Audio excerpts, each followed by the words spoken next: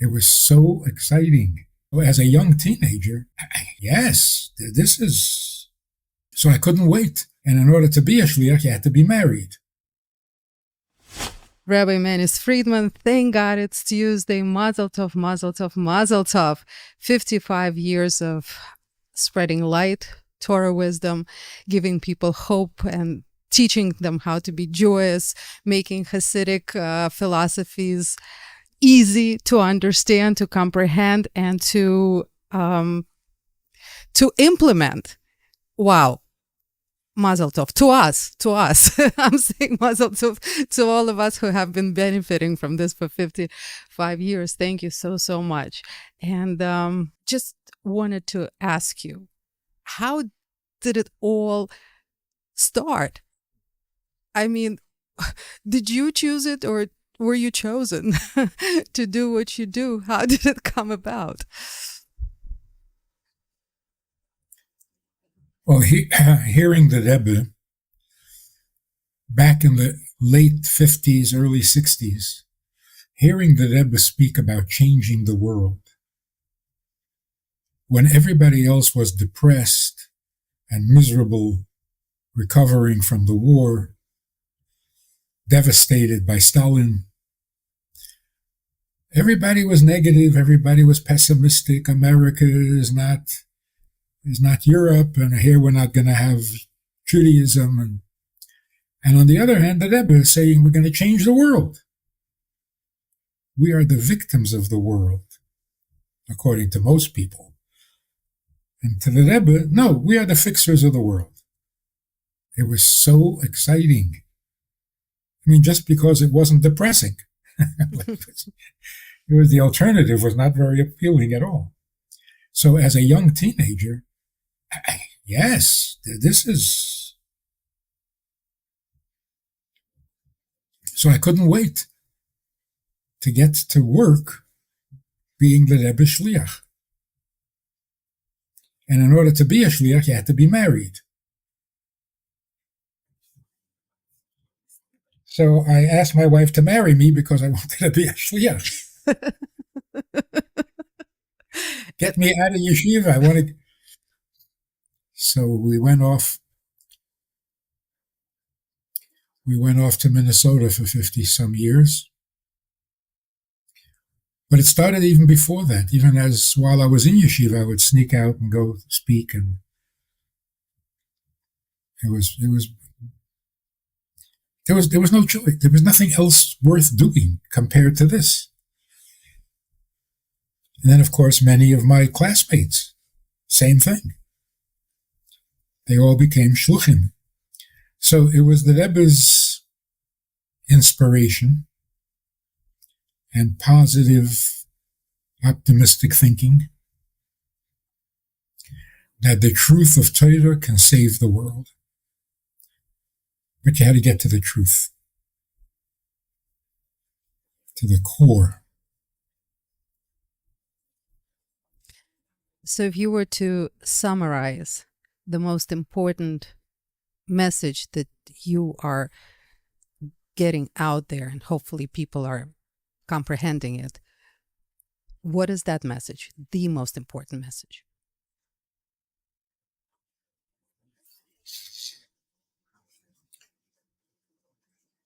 The most important message is the exact opposite of modern psychology.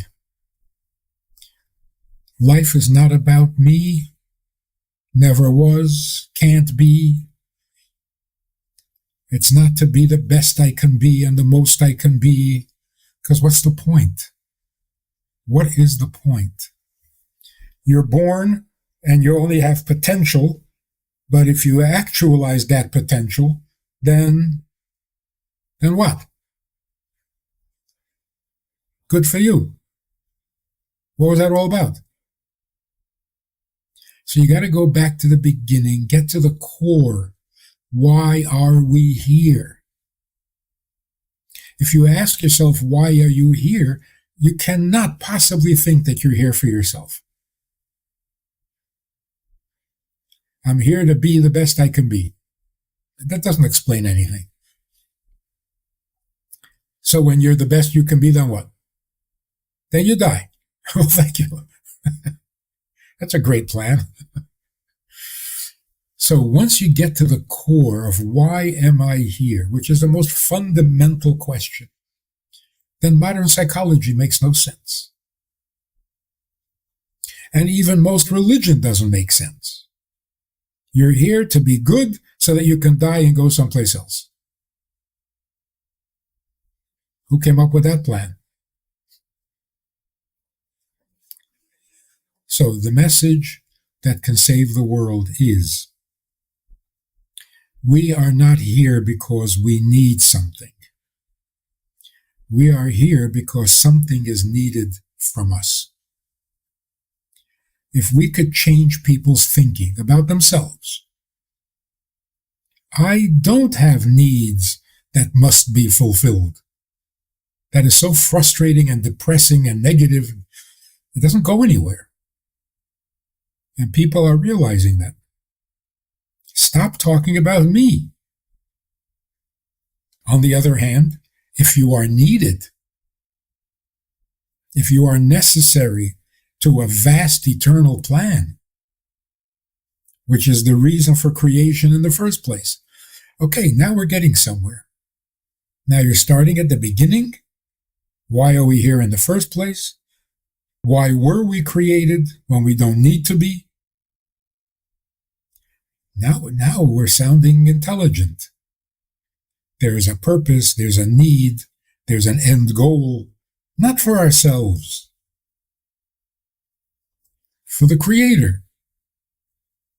So when we say there's intelligence in creation, intelligence means purpose, not just system. So everybody marvels at how everything works perfectly together in nature, everything is balanced. That's not what's exciting. What's exciting is that it all has a purpose. If people start asking, what is my purpose? The world is getting better. When we find out what the purpose is, the world is perfect. We were created because we are needed. We do what we are needed for. The plan becomes fulfilled, and God has the world that He wanted to begin with. Rabbi Friedman, at this particular time, I want to take a couple of seconds to personally thank you for that message. Because the first time I heard from you in one of your wonderful podcasts on YouTube, that God needs me, needs us.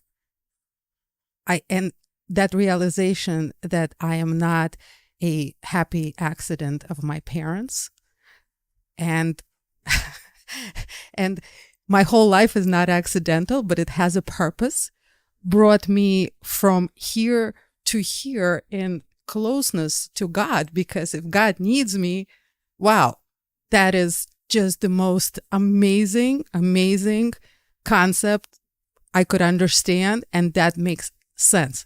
And my life started to make sense right there and then. And it became happy right there and then. Because if I'm an accident, then everything I do is an accident. If I have a purpose, then everything I do is for a purpose. And that's a different level. And I am sure you're doing this for the masses. Because if it happened to me, I'm sure it happened to millions of others people. And thank you on behalf of all those millions. Life-changing, absolutely life-changing. And I hope people are hearing us, and this is still a snowball effect, which I'm sure it is.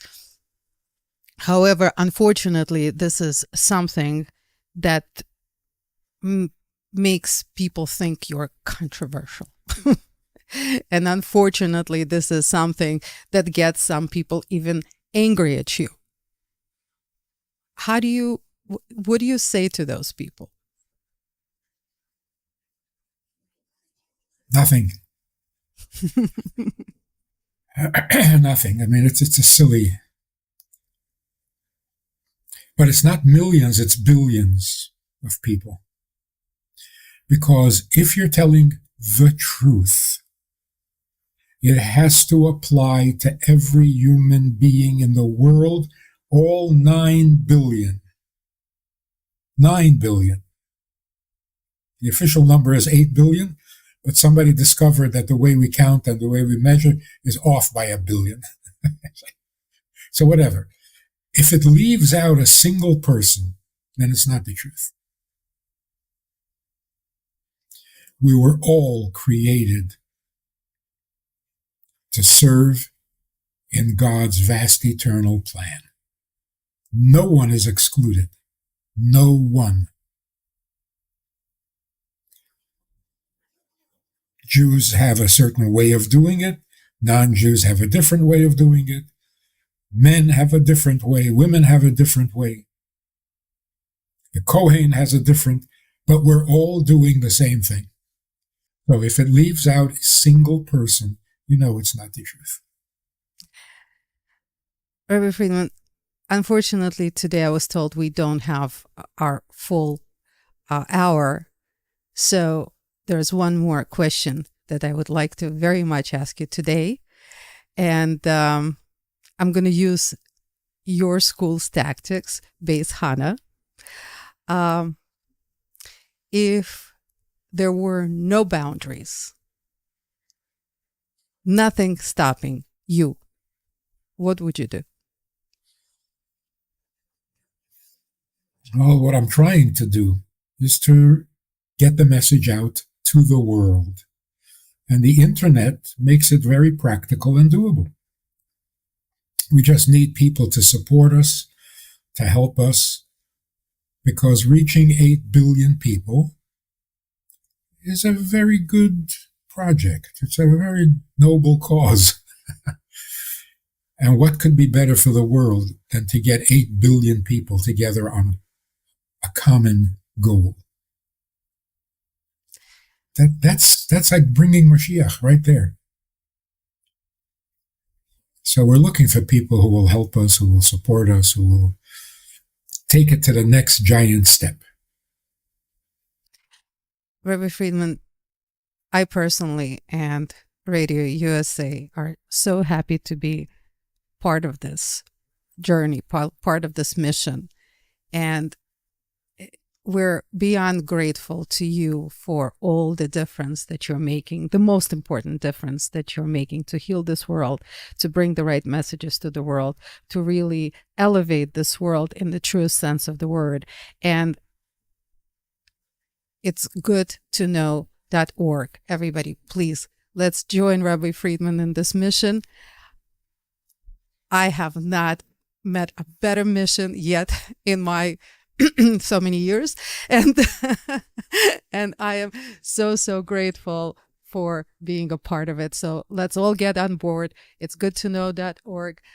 Let's all bring Mashiach together as soon as and as quickly as possible. Rabbi Friedman, thank you so much.